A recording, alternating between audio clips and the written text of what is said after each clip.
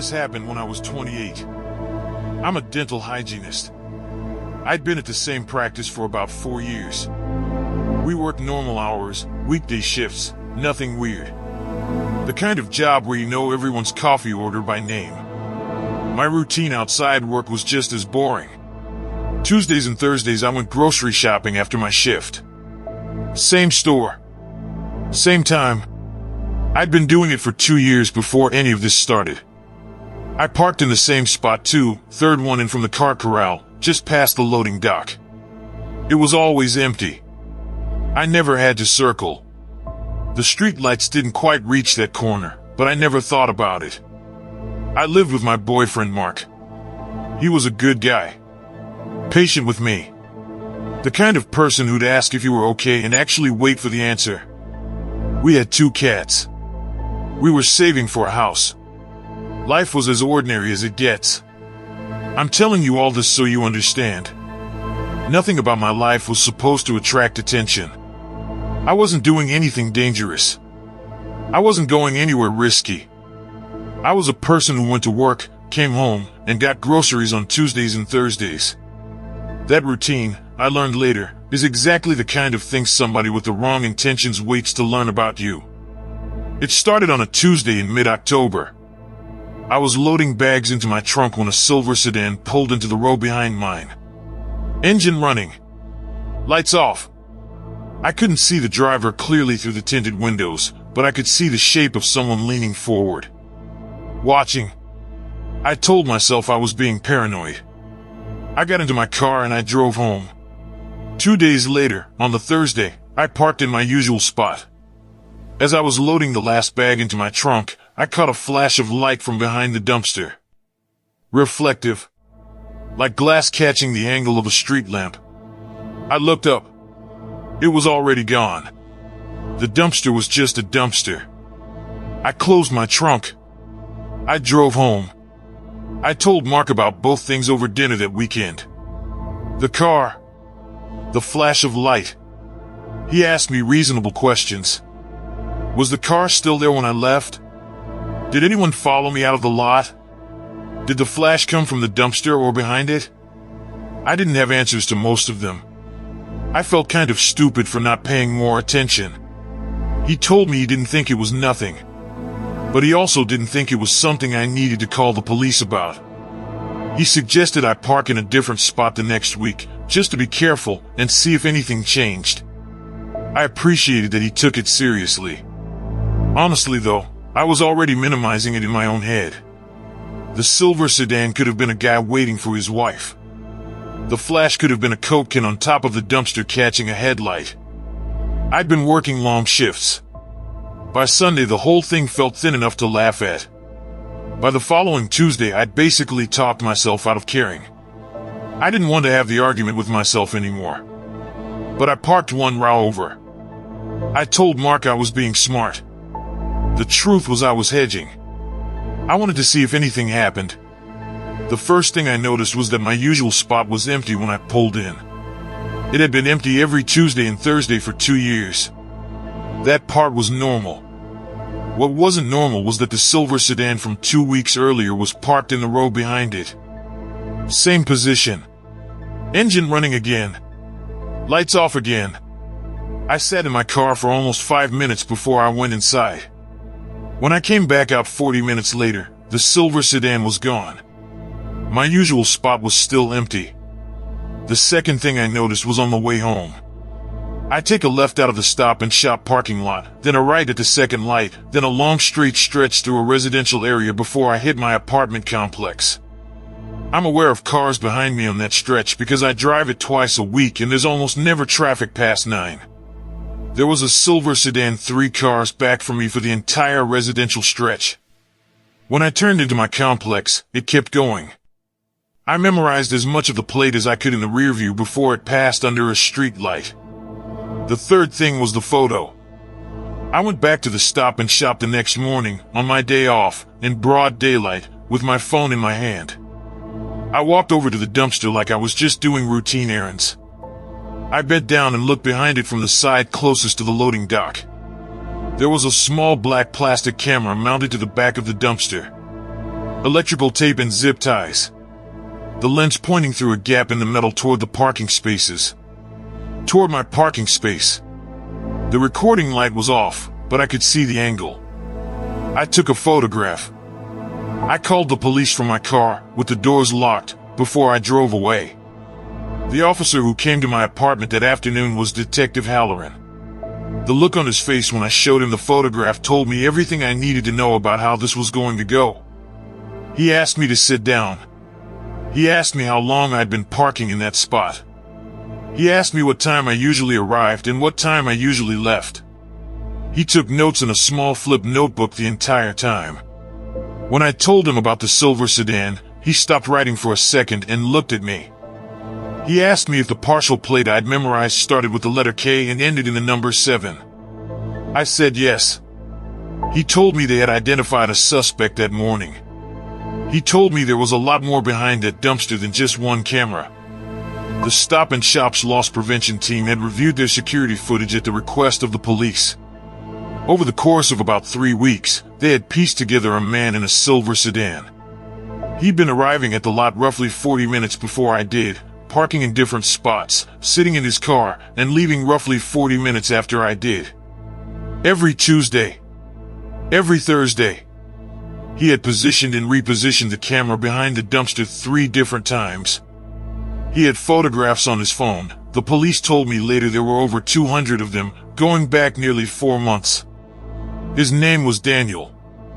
He had worked at the dental practice as a temp receptionist for 6 weeks the previous spring. I had not exchanged more than 10 words with him during the time he was there. He had been let go for an unrelated issue. I did not, even after they told me his name, remember his face clearly. I had to look him up on social media after the fact. Even then, he looked like 1,000 other men in their late 30s I have walked past in my life. He pleaded out before the trial date. The charge was stalking and unlawful surveillance. He was sentenced to 18 months. The Stop and Shop installed 2 new cameras in that corner of the lot. The dumpster was relocated. I don't shop there anymore. I haven't parked in the 3rd spot from the car corral in any parking lot since. What gets me, even now, is not the camera. It's that he knew which days I went. It's that he'd been close enough at one point to memorize my schedule from inside a small office while I treated his cleanings. And I didn't remember him at all. This happened about 1.5 years ago. I was the closing manager at a furniture store. The store was 3 buildings down from one of those big city parking garages where employees of the whole shopping district parked. We had a flat monthly rate. Cheap, convenient. Most of us used the 3rd floor because that's where there was always space. I'd been at that store for 4 years. My shift ended at 10:15 every night.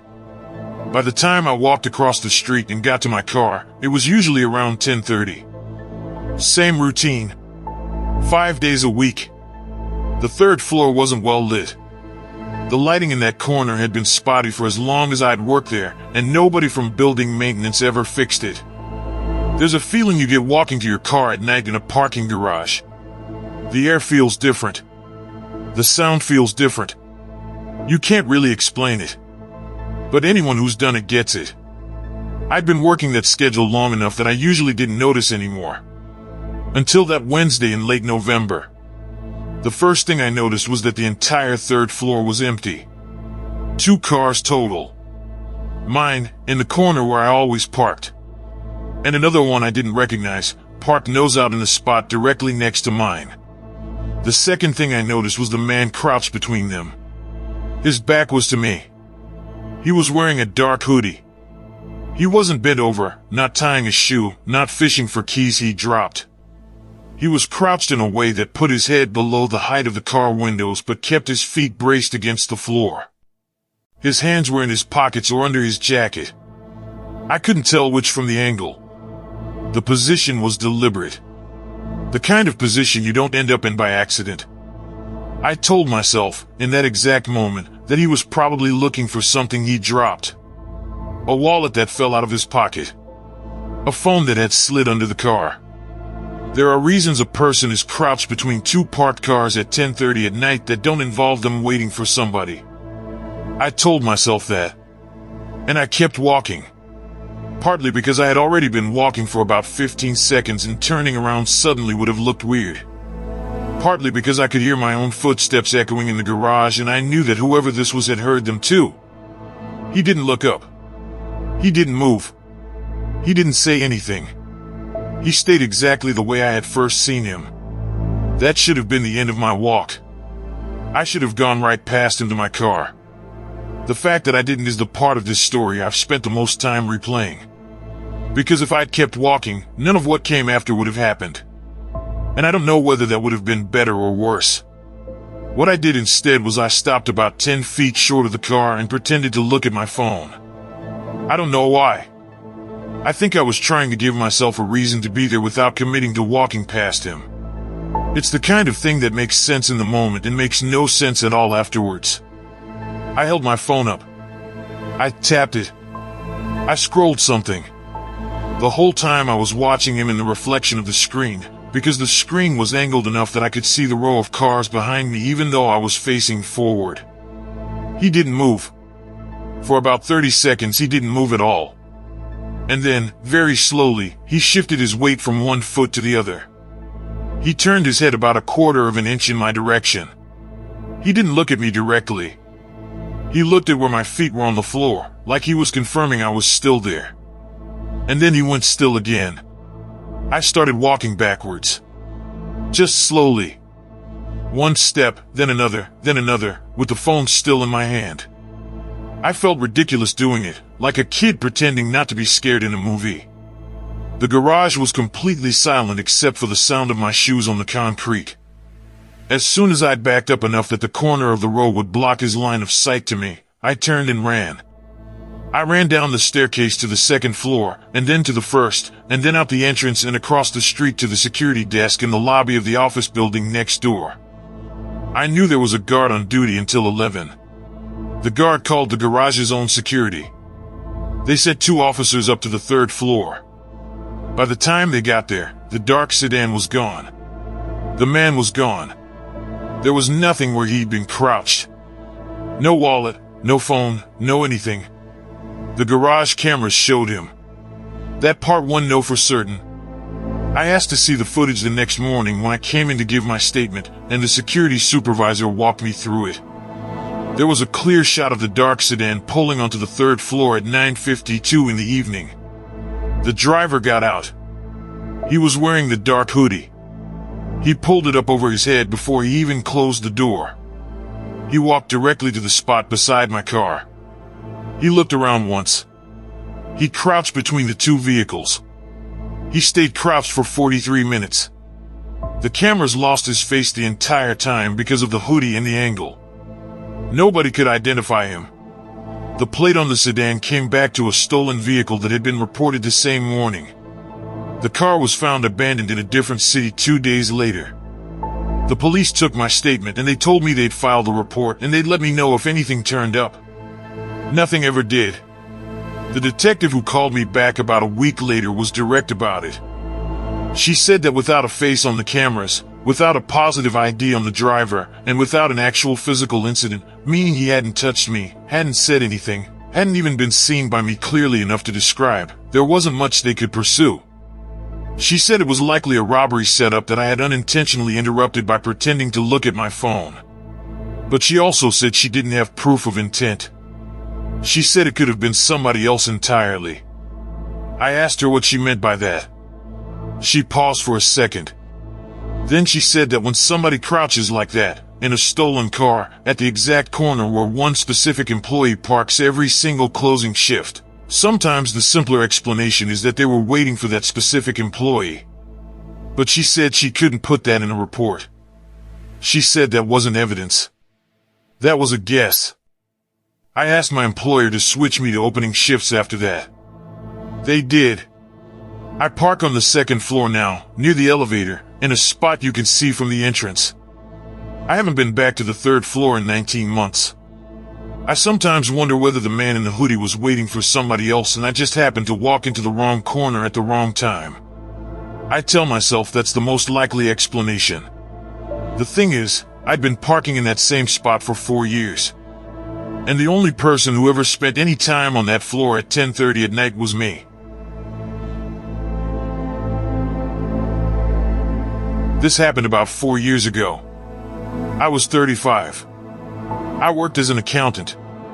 My daughter Lily was 4 years old at the time. We had a Saturday evening routine.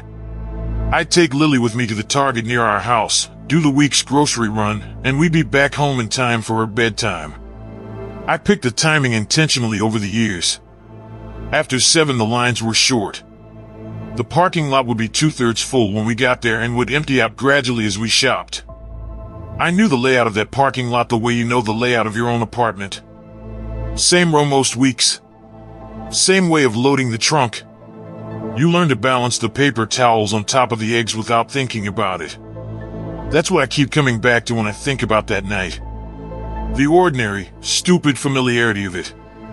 This particular Saturday was in early March. I had Lily in the front of the cart, swinging her legs the way she always did. I had finished checking out and we were at the back of the car, in our usual row. I was pulling bags out of the cart and arranging them in the trunk. Lily was singing something quietly to herself. The lot was about half empty.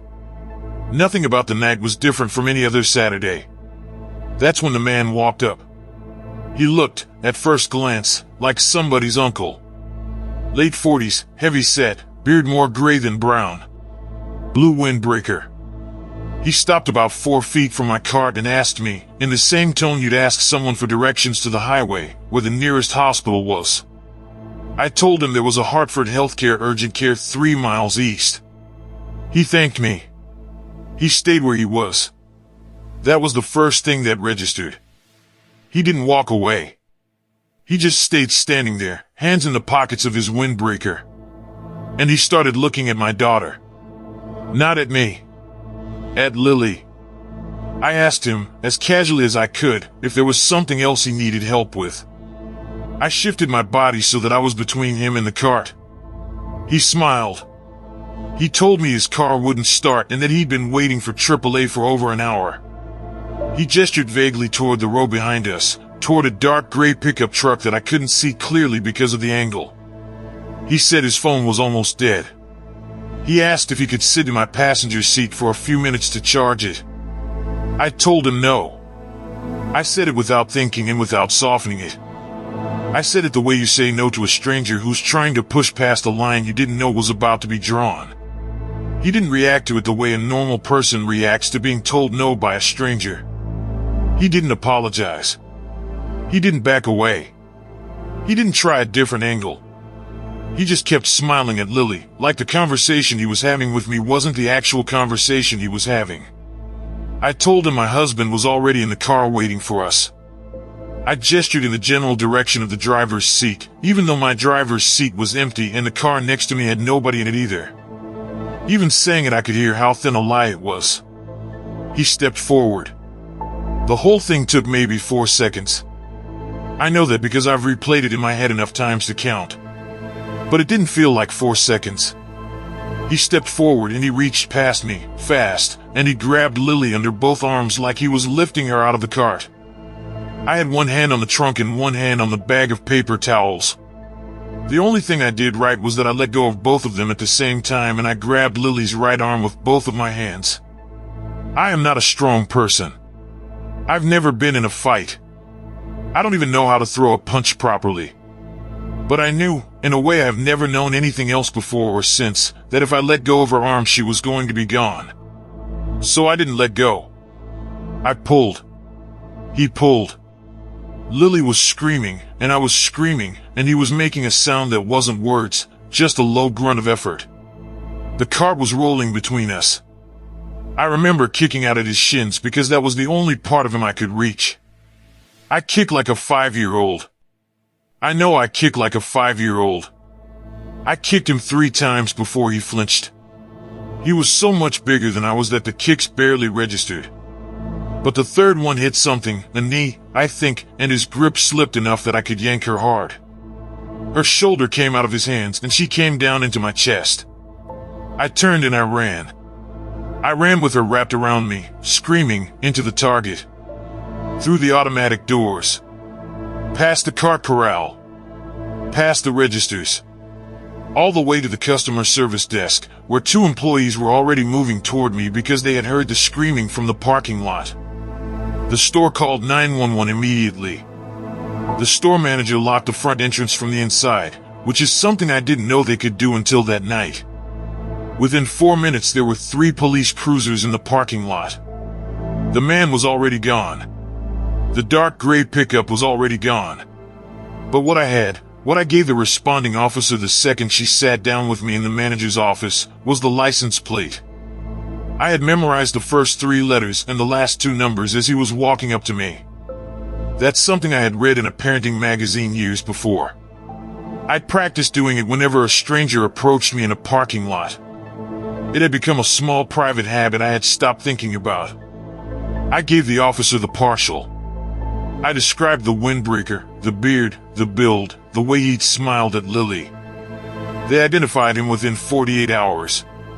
The Target's external cameras had caught the truck pulling into the lot, and the partial I had given them narrowed the registered owners enough that they were able to match the truck to the registration with 1 phone call.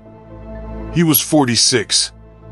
He had a prior conviction for an attempted incident at a different store in a different state, 8 years earlier, that he had pleaded down to a misdemeanor at the time. He had been living in our area for about 11 months. He was arrested at his home on a Monday morning. The detective called me from the station to tell me. The first thing I asked her was whether he had said anything about Lily. She paused before she answered me. She told me he had a folder. A physical folder. With photographs. Of children. She didn't tell me whose. She didn't have to. She told me they were charging him with attempted kidnapping, not just for Lily but for 2 other open cases. The new evidence would help them close. Lily had a sprained shoulder from the way I'd pulled her back. The pediatric ER fitted her with a sling and she wore it for 3 weeks. She had nightmares for almost 6 months. My own bruises faded in about 10 days. I have never gone to a Target alone again. I have not loaded groceries into my own trunk in the 4 years since without first checking every direction twice, like a person closing a door behind them. People sometimes ask me if I think about what would have happened if I had let go of her arm. I don't. I think about how close I came to letting go anyway.